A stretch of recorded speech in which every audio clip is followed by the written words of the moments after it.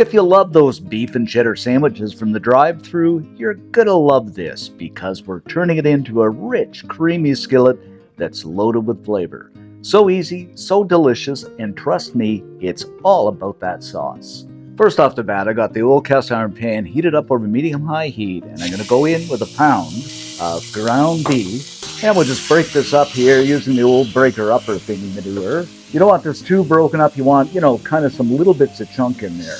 And we're just going to stir and fry this, like I said, over medium-high heat until it's basically browned and cooked through. Now, the ground beef is the base of the dish, but it's all about the sauce. To make that, I'm going to add a couple of tablespoons of butter to a pan over medium-high heat. We'll just kind of let this melt down. And after we're basically melted down, I'm going to reduce the heat a little bit. We're going to go in with a couple of tablespoons of flour, and we'll just whisk this around until a bit of a roux forms. Now, we don't want this too browned. Maybe something like this. This is looking pretty good. Then we're going to gradually go in with a cup and a half of milk. I'm just using 2% milk here. You can use, 3%, whatever you like. Just a bit at a time, maybe, a quarter at a time or something like that. All right, we are looking good here, guys. So what we want to do now, we don't want this to boil. I'm going to go in with some old sharp cheddar cheese, just a little bit at a time, maybe a third, and just keep on a whisking. Oh, this is going to be so nice and cheesy. But we ain't done yet. Okay, my friends, I've added the last of my cheese, and look how silky this is looking. Now we'll season things up with a little bit of salt, about half a teaspoon, another half teaspoon of smoked paprika, and I always use the smoke, but it's entirely up to you. Half a teaspoon of onion powder, then about a teaspoon of Worcestershire sauce, adds that depth of flavor, and about a teaspoon of yellow mustard. Now you can use Dijon too, but I like the yellow.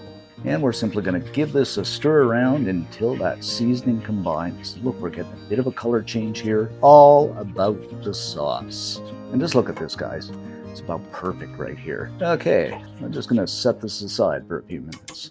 With our beef here, we're basically all fried up and brown. So, as I always say, the beauty of the cast iron pan, we're going to move everything to one side. And we're going to go in with a small chopped onion. And as always, 3 cloves of chopped garlic. Just saute this for a few minutes until that incredible smell of onion and garlic fill the air, and I always say that, but it always happens. We're sauteed up and really fragrant here, those aromatics, so of course we're going to mix everything together. And what I'm going to do here, guys, because it is a lean ground beef, if you're using medium, you might not have to do this, but it's lean, so it might be a little on the dry side. So I'm going to add in about a quarter cup of good rich beef stock. And that's about good right there. And we're going to season things up with some salt, maybe half a teaspoon. Again, my old-time friend, ground black pepper. A good teaspoon of that, a good heaping teaspoon, I should say. About a teaspoon of Worcestershire sauce. Again, adding that depth of flavor. And last but not least, half a teaspoon of the good old smoked paprika. Give everything a stir around here. Oh, this is looking good and smelling good. Alrighty, we are pretty much done here. So one last thing we want, or at least one last thing I want, is spring. Look at the weather out there. It's still snow on the ground. I don't know.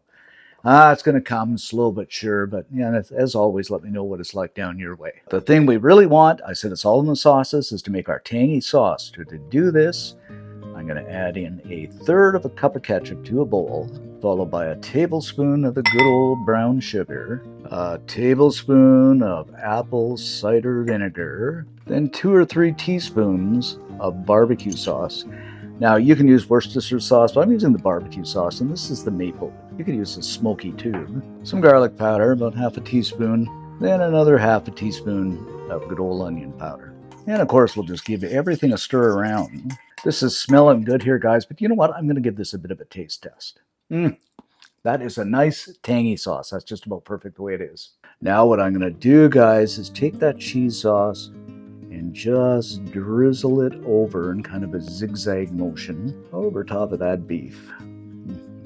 This is looking good. It's all about the sauce. Then we're simply going to take our tangy sauce and drizzle it the opposite way, just like this, just to get that effect in there.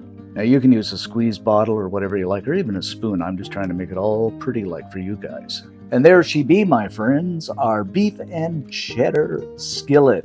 Much better than Drive-Thru. And the sauce, I think, in my opinion, is actually better than Arby's. Now to me, my friends, this is looking pretty good, but a few tips and tricks. You could always use a medium ground beef, and that way you really wouldn't have to use the beef broth, but that's entirely up to you. The cheese, use a different type of cheese. Even a Tex-Mex would be kind of nice over it to get that little extra bit of flavor in there. But I like the old cheddar.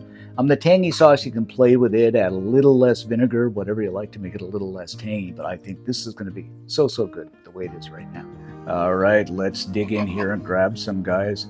Some of that tangy sauce and some of that cheese and lots of ground beef. And oh, just look at this. I guess we could have garnished with some green onions, but oh, looking good. Okay, down the old hatch we go.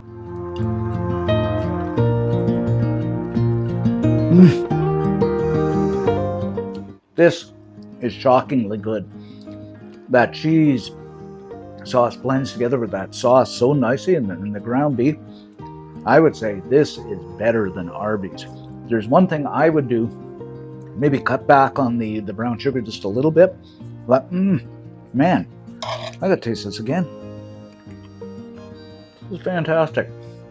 Guys, you gotta make this up. And if you do, leave us a comment. Love to read them. Most of all, like and subscribe. Helps the channel out.